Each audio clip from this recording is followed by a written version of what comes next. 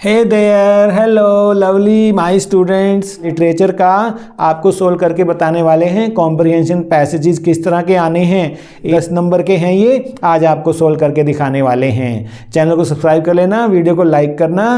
चलिए चलते हैं कि एक्सट्रैक्ट किस तरह के आते हैं। पोइट्री के एक्सट्रैक्ट के बाद क्वेश्चन नंबर जो 7 रहेगा आपका, 8th क्वेश्चन में आपको हॉर्नबिल के लेसन्स में से एक पैसेज दिया जाएगा एक्सट्रैक्ट का, और उसके नीचे 5 क्वेश्चन दिए जाएंगे, तो आपने उसको रीड करना है। कोई ट्रिक नहीं है, इसकी रीडिंग चेक हो रही है आपकी, 5 नंबर भी दिए जा रहे हैं, तो रीड को इवेड नहीं करना। The next phase scanning and mummies with a portable CT machine donated by National Geographic Society and Siemens its manufacturer King Tut is one of the first mummies to be scanned. आपको याद आ जाना चाहिए, ये facts देख रहे हैं, इनसे related question आएंगे। तो अगर हम पहला क्वेश्चन पढ़ें, इन city machine, city stands for, किस लिए जो है सिटी का मतलब पूछा गया है आपसे, तो यहाँ पर कंप्यूटेड टोमोग्राफी, यहाँ पर computed tomography, B is the right answer. On the basis of the extract study 2 statements 1 and 2 given below. Siemens is the manufacturer of portable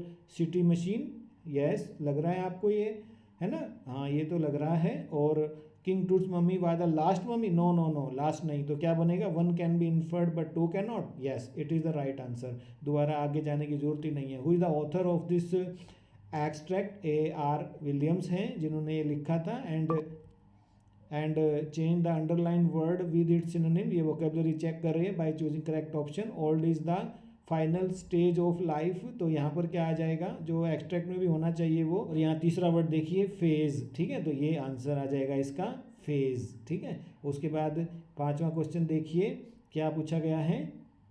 what role did the National Geographic Society and Siemens play in the project? उन्होंने क्या किया था? They donated CT machine for the project. बिल्कुल B सही answer है, ठीक है। यदि आपको ये मुश्किल लगता है तो दूसरा भी दिया जाएगा, 5 नंबर हैं आपके, देखो कितना आसान कर दिया गया आपके लिए। Tsetan took me to Darchen medical college the following morning. The medical college at Darchen was new and look like a monastery from the outside with a very solid door that led into a large courtyard. We found the consulting room which were dark and cold, occupied by a Tibetan doctor who wrote none of the, है ना, paraphernalia that I had been expecting. No white coat, he looked like other Tibetan with a thick pullover। ये पढ़ने के बाद आप question पर जाएंगे। Find the correct statement.